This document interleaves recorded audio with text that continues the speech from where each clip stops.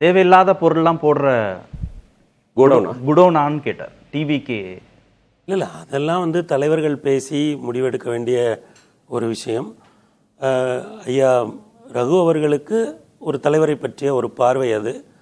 ஆனால் அவருக்கு ஒரு சிறப்பு இருக்கிறது என்னவென்றால், இதுவரை ஓபிஎஸ் அவர்களுக்கு ஒரு சிறப்பு இருக்கிறது. இதுவரை தமிழக அரசியலில் இப்படி ஒரு கட்சியிலிருந்து மிக முக்கியமான ஆளுமைகள் நீக்கப்பட்டிருக்கிறார்கள். அவர்கள் எல்லாருமே நீக்கப்பட்ட உடனே எதிர்வினையாற்றி விடுவார்கள். வழக்கு தொடுப்பாங்க, தேர்தல் ஆணையத்தை போய் பார்ப்பாங்க, வேக வேகமாக காரியங்கள் நடந்தேறும், பொதுக்குழு செயற்குழுவை கூட்டுவார்கள், தனி இயக்கம் கண்டு விடுவார்கள். எல்லாமே ஒரு 6 மாத காலத்திற்குள் நடந்துவிடும். அப்படிதான் தமிழ்நாட்டில் வெவ்வேறு கட்சிகள் பிறந்திருக்கின்றன. ஆனால் ஐயா ஓபிஎஸ் அவர் அனைத்து இந்திய அண்ணா திராவிட முன்னேற்ற கழகத்திலிருந்து நீக்கப்பட்டு 3 ஆண்டுகள் ஆகிவிட்டது. ஆனால் அவர் பொறுமை காக்கிறார். மிகவும் சொன்ன எல்லாமே பண்ணியிருக்காரு அவர் எல்லாமே. ஆனால் தனி இயக்கம் காணல. அதிமுக உரிமை மீட்பு குழுன்னு அவசரப்பட்டு நான் வேற அதிமுக வேறன்னு சொல்லல. அதிமுக எதிர்த்து தான் போட்டி போட்டார். அதுதான். அதனாலதான் இதுக்கப்புறம் என்ன பண்ணோம், ஒரு இடத்த ஒரு கிரேவா வச்சிருக்காருல்ல, அதுதான் ஐயா ஓபிஎஸ். எதுவுமே பண்ணல, அதிமுகவுக்கு எதிர்நிலையில எதையுமே செய்யாம இருந்தாருன்னா பரவாயில்ல. அதிமுகவை ரெட்டலை சின்னத்தை எதிர்த்தே போட்டி போடல. You are missing my point. என்னன்னா, இதற்கு முன்னால் இதே போல பெரிய ஆளுமைகளாக, அது நீங்க ஐயா சம்பத்தில இருந்து ஆரம்பிச்சுக்கங்க, ஒரு கட்சியினுடைய மிகப்பெரிய ஆளுமைகளாக இருப்பவர்கள் நீக்கப்பட்டவுடன் தனி இயக்கம் கண்டு விடுவார்கள். வழக்கு அதெல்லாம் நடக்கும், ஆனால் தனி இயக்கம் கண்டு விடுவார்கள். இவர் தனி இயக்கம் காணாமல் இருப்பதுதான் அவரது புத்திசாலித்தனம். 3 வருஷமா அவர் தனி இயக்கம் காணாமல் இருக்கிறார். அதே நேரத்தில் மத்தியில் இணக்கமாக பாஜகவோடு எதனால இருக்கிறார், அதுதான் அவர் ஸ்ட்ராட்டஜி. என்ன ஸ்ட்ராட்டஜி? இப்போ நண்பர் ஐயா ரகு அவர்கள் ஒரு விஷயம் சொன்னார். அவர் மேல எந்த வழக்கும் இல்லை, எந்த குற்ற ஊழல் சம்பந்தப்பட்ட எந்த விஷயங்களும் இல்லை. தமிழக அரசியல்ல அவர் 2001ஆம் ஆண்டு முதன்முறையாக எம்எல்ஏ ஆனதிலிருந்து இன்றைக்கு 25 ஆண்டு காலம் தொடர்ச்சியாக எம்எல்ஏவாக இருக்கிறார்.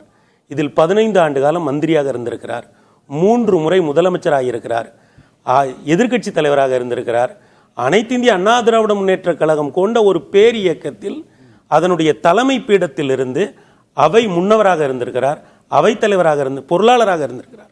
இப்படி பல்வேறு முக்கிய பொறுப்புகளை வகித்து 4-5 தேர்தல்களில் அம்மா ஜெயலலிதா அவர்களுக்கு 2ஆம் இடத்தில் இருந்து கூட்டணி கட்சிகளோடு பேசுவது, கூட்டணியை வடிவமைப்பது, வேட்பாளர்களை முடிவு செய்வது வரைக்கும் அவருடைய பங்களிப்பு குறிப்பிடத்தக்க வகையில் இருக்கிறது. அப்படியாப்பட்ட ஒரு தலைவரை பேக்கேஜ் என்று சொல்லுவது அவருடைய உரிமை. ஆனால் 3 ஆண்டு காலம் எதுவுமே செய்யாம அமைதியா இருந்தார்னு சொன்னீங்கல்ல, இந்த ஸ்ட்ராட்டஜின்னு சொன்னீங்கல்ல, அவர் ஏன் 3 ஆண்டு காலம் அமைதியா இருந்தார்? அதுக்கான விடையை தான் ஐயா பன்ருட்டியார் சொல்லுகிறார். பாஜக மேல நம்பிக்கையோட இருந்தார். அவர் தான் தர்மயுத்தம் நடத்துற போது திரு குருமூர்த்தி பதவி கொடுத்து பிரதமர் சொன்ன பிறகுதான் இபிஎஸ் ஓட போய் சேர்ந்தாரு. ஆளுநர் தான் இபிஎஸ்ஸையும் ஓபிஎஸ்ஸையும் கையை பிடிச்சு சேர்த்து வச்சாரு.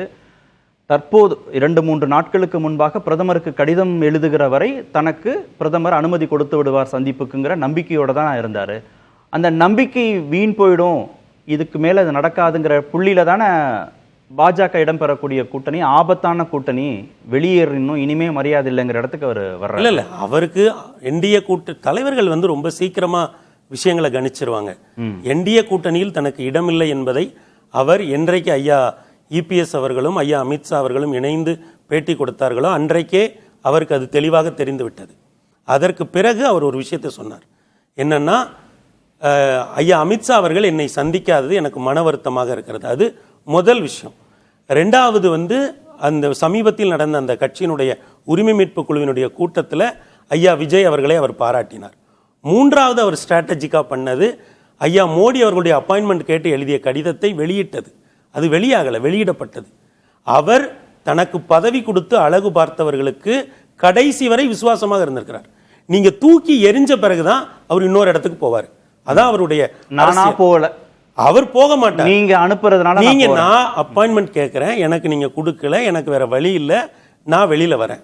அப்போ அவர் எங்க பார்த்து போவாரு அப்படிங்கிறத திராவிட சாம்ராஜ்யத்தின் பிதாமகனா போல இருக்கிற ஒரு ராஜகுரு போல இருக்கிற 87 வயதான ஐயா பன்ருட்டி ராமச்சந்திரன் தேர்ந்தெடுத்த ஆங்கிலம் மற்றும் தமிழ் சொற்களில் அவ்வளவு அழகாக சொல்கிறார். செமிஃபைனலை தாவேகா கிராஸ் பண்ணுது அப்படிங்கிறார். ஃபைனல்ல டிஎம்கே வெயிட் பண்ணிட்டு இருக்குன்றார். அவர் ஒரு அற்புதமான ஓமை சொல்கிறார். ஃபைனல்ல டிஎம்கே வெயிட் பண்ணுது. டிஎம்கே ஓட போற எந்த அணிங்கிற இடத்துல தாவேகா கிராஸ் பண்ணுது. அவர் என்ன சொல்றாருன்னா, அரசியலாக திமுகவினுடைய அரசியலும் தாவேகாவினுடைய அரசியலும் தெளிவாக இருக்கிறது. இல்ல இதுல என்ன லாபம், விஜய்க்கு என்ன லாபம் ஓபிஎஸ் போறதுனால? என்ன எப்படி கேக்குறீங்க? 2024 ஆண்டு வைகை நதி தீரத்திலையும் தாமிரபரணி தீரத்திலையும் ஐயா ஓபிஎஸ் அவர்கள் போட்டியிட்ட அணி எத்தனாவது இடத்தில் வந்தது, எவ்வளவு வாக்குகளை பெற்றது, அதெல்லாம் சேர்ந்து தானே இந்த தேர்தலை. ஏனென்றால் அந்த தேர்தலில் அவரை நிறைய இடங்களில் போட்டியிட சொன்னார்கள். ஆனால் அவர் ஸ்ட்ராட்டஜிக்கா ஒரே ஒரு இடத்துல போட்டியிட கூடாதுன்னு சொன்னார். அவர் இல்ல இவர் பண்ருட்டி வந்து இவரை நீ போட்டியிட வேணாம்னு சொல்லி அது வேற. ஆனால் நான் தான் சொல்றேன், அவர் ஆலோசனைகளை கேட்கலாம். ஒரு தலைவர் தன்னுடைய பாதைகளை தீர்மானிக்கிறார். சார், முக்குளத்தோர் சமூகத்துடைய பிரதிநிதியாக ஓபிஎஸ் இப்ப இருக்காரா? அவரை அரவணைச்சுக்கிறது மூலமா விஜய்க்கு அந்த சமூகத்து வாக்குகளோ இல்ல தென் மாவட்ட வாக்குகளோ ஏதோ குறிப்பிட்ட சதவீதம் கணிசமாக அறுவடை பண்றதுக்கு வாய்ப்பு இருக்கா? சார், அவர் ஒரு காஸ்ட் நியூட்ரல் லீடர் சார். அவர் வந்து அஇஅதிமுகவை மேல இருந்து 17 ஆண்டு காலம் இயக்கி இருக்காரு சார். அதிமுக எப்படி இயங்கும், மாவட்ட செயலாளர் எப்படி போடுவாங்க, ஒன்றிய செயலாளர் எப்படி போடுவாங்கன்னு அவருக்கு தெரியும். அவர் விஜயோடு சேர்ந்தால் ஒரு குறிப்பிட்ட சமூக வாக்குகள் அல்ல, அஇஅதிமுகவில் இருக்கக்கூடிய ஒரு குறிப்பிடத்தக்க நிர்வாகிகள் அவங்க வெயிட் பண்ணிருக்காங்க. போகாமலே வரும் தானே டிவிக்கு நம்ம. யார் எங்க போறாங்க? எந்த லீடரும் அதிமுகவில இருந்து தாவேகாவில சேராமலேயே இந்த தேர்தல்ல இருந்து தொடங்கி கணிசமாக அடுத்தடுத்த தேர்தல்கள் அடுத்தடுத்த ஆண்டுகள்ல ஒரு அதிமுக வாக்குகள் வந்துரும் தான் தாவேகா நம்புது. அவரு நாங்க கூட்டணியில வருகிற கட்சிகளுக்கு அவர் ஓப்பனா இருக்காருங்க.